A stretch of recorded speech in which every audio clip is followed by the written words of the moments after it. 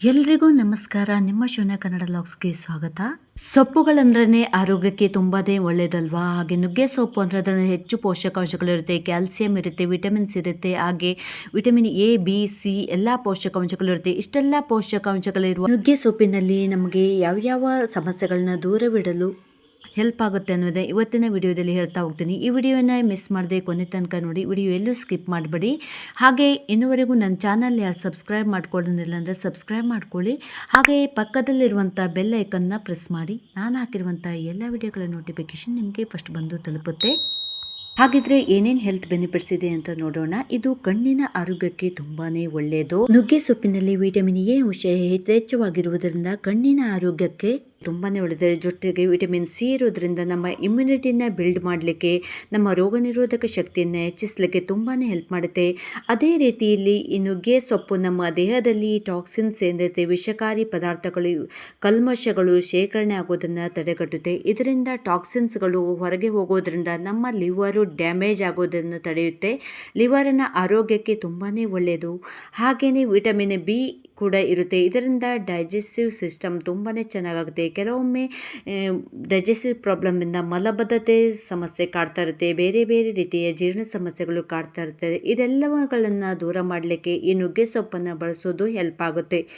ಇನ್ನು very important ಅಂದರೆ ಇದರಲ್ಲಿ ಆ್ಯಂಟಿವೈರಸ್, ಆ್ಯಂಟಿ ಫಂಗಸ್, ಆ್ಯಂಟಿ ಬ್ಯಾಕ್ಟೀರಿಯಲ್ ಇನ್ಫೆಕ್ಷನ್ಗಳು ಏನಾಗೋದು ಅದನ್ನೆಲ್ಲ ಕಡಿಮೆ ಮಾಡಲಿಕ್ಕೆ ನಮಗೆ ವೈರಲ್ ಇನ್ಫೆಕ್ಷನ್ ಆಗ್ಬೋದು, ಬ್ಯಾಕ್ಟೀರಿಯಲ್ ಇನ್ಫೆಕ್ಷನ್, ಯಾವುದೇ ರೀತಿಯ ಇನ್ಫೆಕ್ಷನ್ಗಳಿಂದ ದೂರವಿಡಲಿಕ್ಕೂ ನಮಗೆ ಹೆಲ್ಪ್ ಆಗುತ್ತೆ. ಅದೇ ರೀತಿ ನಮಗೆ ಕೋಲ್ಡು ಕಾಫ್ ಇದ್ದಾಗ ಯಾವುದೇ ರೀತಿಯ ಇನ್ಫೆಕ್ಷನ್ ಇದ್ದರೆ ಅದರಿಂದ ದೂರ ಇಡಲಿಕ್ಕೆ ಈ ನುಗ್ಗೆ ಸ್ವಲ್ಪ ಹೆಲ್ಪ್ ಮಾಡುತ್ತೆ. ಇನ್ನೊಂದು ಇದರಲ್ಲಿ ಕ್ಯಾಲ್ಸಿಯಂ ಇದರಲ್ಲಿ ರಿಚ್ ಆಗಿರುವುದರಿಂದ ಮೂಳೆಗಳ ಆರೋಗ್ಯಕ್ಕೆ ತುಂಬಾ ಒಳ್ಳೆಯದು. ಬೋನ್ಸ್ ಸ್ಟ್ರಾಂಗ್ ಆಗಬೇಕು ಅಂದರೆ ನಾವು ಆವಾಗವಾಗ ನುಗ್ಗೆ ಸೊಪ್ಪನ್ನು ಬೆಳೆಸ್ಬೋದು. ಇನ್ನೊಂದು ಹೆಲ್ತ್ ಬೆನಿಫಿಟ್ಸ್ ಅಂದರೆ ಕೆಲವೊಬ್ಬರಿಗೆ ಆ್ಯಂಗ್ಸೈಟಿ ಪ್ರಾಬ್ಲಮ್ಮು, ಡಿಪ್ರೆಷನ್ನು, ಖಿನ್ನತೆಯಿಂದ ಬಳಲ್ತಾ ಇರ್ತಾರೆ. ಅಂಥವರಿಗೆ ಕೂಡ ಈ ನುಗ್ಗೆ ಸೊಪ್ಪನ್ನು ಅವಾಗವಾಗ ಬಳಸೋದ್ರಿಂದ ಅದರಿಂದ ಎಲ್ಲ ಕೂಡ ಹೊರಗಡೆ ಬರ್ಬೋದು. ನೆಕ್ಸ್ಟ್ ಬೆನಿಫಿಟ್ಸ್ ಅಂತಂದರೆ ಡಯಾಬೆಟಿಕ್ ಪೇಷಂಟ್ಸ್ಗೆ ಇದು ತುಂಬಾ ಒಳ್ಳೆಯದು. ಯಾಕಂತ ಹೇಳಿದ್ರೆ ಇದು ನುಗ್ಗೆ ಸೊಪ್ಪನ್ನು ನಾವು ಬೇರೆ ಬೇರೆ ರೀತಿಯಲ್ಲಿ ಯೂಸ್ ಮಾಡೋದ್ರಿಂದ ನಮ್ಮ ಬ್ಲಡ್ ಶುಗರ್ ಲೆವೆಲ್ ಕಂಟ್ರೋಲಲ್ಲಿರುತ್ತೆ. ಇದರಿಂದ ಡಯಾಬೆಟಿಕ್ ಪೇಷಂಟ್ಸ್ಗೆ ಒಂದು ಒಳ್ಳೆ ಬೆಸ್ಟ್ ಮೆಡಿಸಿನ್ ಅಂತ ಹೇಳ್ಬೋದು. ಇನ್ನು ಲಾಸ್ಟ್ ಒಂದು ವೆರಿ ಇಂಪಾರ್ಟೆಂಟ್ ಅಂದರೆ ನಮ್ಮ ನ್ಯಾಚುರಲ್ ಬ್ಲಡ್ ಪ್ಯೂರಿಫೈಯರ್ ಅಂತ ಹೇಳ್ಬೋದು. ನಮ್ಮ ಬ್ಲಡ್ಡು ಅಂದರೆ ರಕ್ತ ಶುದ್ಧಿಯಾಗಿರಬಹುದು ಅಂದರೆ ಈ ನುಗ್ಗೆ ಸೊಪ್ಪು ತುಂಬ ಒಳ್ಳೆಯದು. ನಮ್ಮ ಬ್ಲಡ್ಡಲ್ಲಿ ಯಾವುದೇ ರೀತಿಯ ಕಲ್ಮಶಗಳು ಆಗದಂತೆ ತಡೆಯುತ್ತೆ. ಅದೇ ರೀತಿ ನಮ್ಮ ರಕ್ತ ಉತ್ಪಾದನೆಗೆ ಹೆಲ್ಪ್ ಆಗುತ್ತೆ ಹಾಗೆಯೇ ಹಿಮೋಗ್ಲೋಬಿನ್ ಕಡಿಮೆ ಇರೋರಿಗೆ ಈ ನುಗ್ಗೆ ಸೊಪ್ಪು ತುಂಬಾ ಒಳ್ಳೆ ಬೆಸ್ಟ್ ಮೆಡಿಸಿನ್ ಅಂತ ಹೇಳ್ಬೋದು.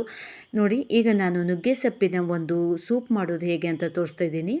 ಒಂದು ಹಿಡಿ ನುಗ್ಗೆ ಸೊಪ್ಪು ತೊಳ್ಕೊಂಡು ಅದಕ್ಕೆ ಅರ್ಧ ಕಪ್ಪು ಹೆಸರುಬೇಳೆ, 1 ಕಪ್ ಟೊಮೆಟೊ, 1 ಕಪ್ ಈರುಳ್ಳಿ, ಶುಂಠಿ, ಬೆಳ್ಳುಳ್ಳಿ, ಕಾಳುಮೆಣಸು, ಉಪ್ಪು, ಅರಿಶಿನ ಪುಡಿ ಎಲ್ಲವನ್ನು ಹಾಕಿ ಒಂದು 3 ಸೀಟಿ ಕೂಗಿಸ್ಕೊಂಡ್ರೆ ನಿಮಗೆ ನಂತರ ಚೆನ್ನಾಗಿ ಇದನ್ನು ಸ್ಮ್ಯಾಶ್ ಮಾಡ್ಕೋಬೇಕಾಗುತ್ತೆ. ಸ್ಮ್ಯಾಶ್ ಮಾಡಿ ಸ್ವಲ್ಪ ನಾವು ಮಿಕ್ಸಿಯಲ್ಲಿ ಈ ರೀತಿಯಾಗಿ ಹೊಡ್ಕೊಂಡು ನಂತರ ಸ್ವಲ್ಪ ನೀರನ್ನು ಮಿಕ್ಸ್ ಮಾಡಿಕೊಂಡು ಈ ರೀತಿಯಾಗಿ ಸೂಪ್ ಒಂದು ರೆಡಿ ಆಗುತ್ತೆ. ಇದಕ್ಕೆ ಸ್ವಲ್ಪ ತುಪ್ಪ, ಸ್ವಲ್ಪ ಇಂಗು, ಸ್ವಲ್ಪ ಅರಿಶಿನ ಪುಡಿ, ಸ್ವಲ್ಪ ಪೆಪ್ಪರ್ ಪೌಡರ್ನ ಹಾಕಿ ಸ್ವಲ್ಪ ಕುದಿಸ್ಕೊಂಡ್ರೆ ನಮಗೆ ರುಚಿಕರವಾದಂಥ ನುಗ್ಗೆ ಸೊಪ್ಪಿನ ಸೂಪ್ ರೆಡಿಯಾಗಿರುತ್ತೆ. ಈ ಒಂದು ನುಗ್ಗೆ ಸೊಪ್ಪಿನ ಹೋಮ್ ರೆಮಿಡಿ ನಿಮಗೆಲ್ಲರಿಗೂ ಇಷ್ಟ ಆಗಿದೆ ಅಂದ್ಕೊಂಡಿದ್ದೀನಿ. ಇಷ್ಟ ಆದರೆ ನಿಮ್ಮ ಅನಿಸಿಕೆ ಅಭಿಪ್ರಾಯವನ್ನು ಕಮೆಂಟ್ ಬಾಕ್ಸಲ್ಲಿ ತಿಳಿಸಿ. ಇಲ್ಲಿಯವರೆಗೂ ನನ್ನ ವಿಡಿಯೋ ನೋಡೋದಕ್ಕೆ ನಿಮಗೆಲ್ಲರಿಗೂ ಧನ್ಯವಾದಗಳು. ಹಾಗೆ ಇನ್ನೊಂದು ಉತ್ತಮವಾದ ಹೋಮ್ ರೆಮಿಡಿಯೊಂದಿಗೆ ನಾನು ನಿಮಗೆ ಸಿಗ್ತೀನಿ. ಅಲ್ಲಿವರೆಗೂ take care, bye bye, see friends, thank you.